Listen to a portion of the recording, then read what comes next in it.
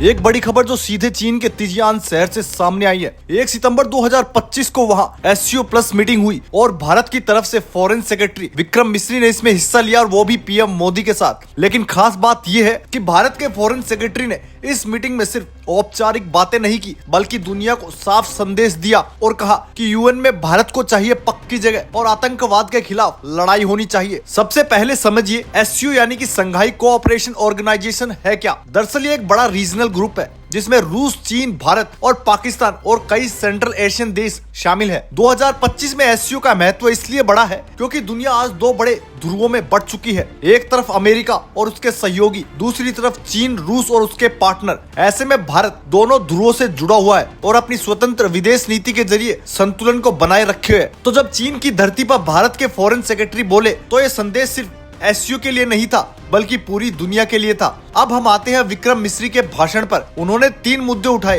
पहला, UN reform की जरूरत। मिस्री ने साफ कहा कि दुनिया बदल चुकी है। 1945 का वर्ल्ड अब 2025 में फिट नहीं बैठता। यूएन का स्ट्रक्चर बहुत पुराना हो चुका है, इसे रिफॉर्म करने की जरूरत है। भारत ने दो टूक कहा कि हमें सिर्फ यूएनएससी की सदस्यता ही नहीं बल्कि यूएन सिस्टम में दोहरी भूमिका चाहिए, यानी security council of SCO, SOC, economic and social counselling, दोनों जगह भारत का निर्णायक योगदान होना चाहिए। दूसरा है आतंकवाद के खिलाफ लड़ाई। एससीओ का एजेंडा सिर्फ इकोनॉमिक्स और सिक्योरिटी तक सीमित नहीं। विक्रम ने याद दिलाया कि टेररिज्म एक बहुत बड़ा मुद्दा है और एससीओ को इसे प्रायोरिटी देनी ही चाहिए। भारत ने साफ संकेत दिया कि चाहे वो सीमा पार से आने वाले आतंकवादी हो या फिर कट्टरपंथी नेटवर्क, एससीओ को एकजुट होकर कार्रवाई करने की जरूरत है। और तीसरा है सस्टेनेबल डेवलपमेंट में भारत का योगदान। भारत ने पेशकश की है कि हम अपने digital public infrastructure, solar energy, green technology और स्टार्टअप मॉडल को एससीओ के साथ शेयर करने को तैयार है। ये भारत का सॉफ्ट पावर और नेतृत्व को दर्शाता है। यहाँ सबसे बड़ी बात यह है कि ये सब बातें भारत ने चीन की धरती पर कही। अब सोचिए, वही चीन जो यूएससी में भारत की परमानेंट सीट का विरोध करता रहा है, वही चीन जो आतंकवाद पर पाकिस्तान को बार बार बचाता रहा है, ये वही चीन है जो भारत की ग्रोथ और लीडरशिप से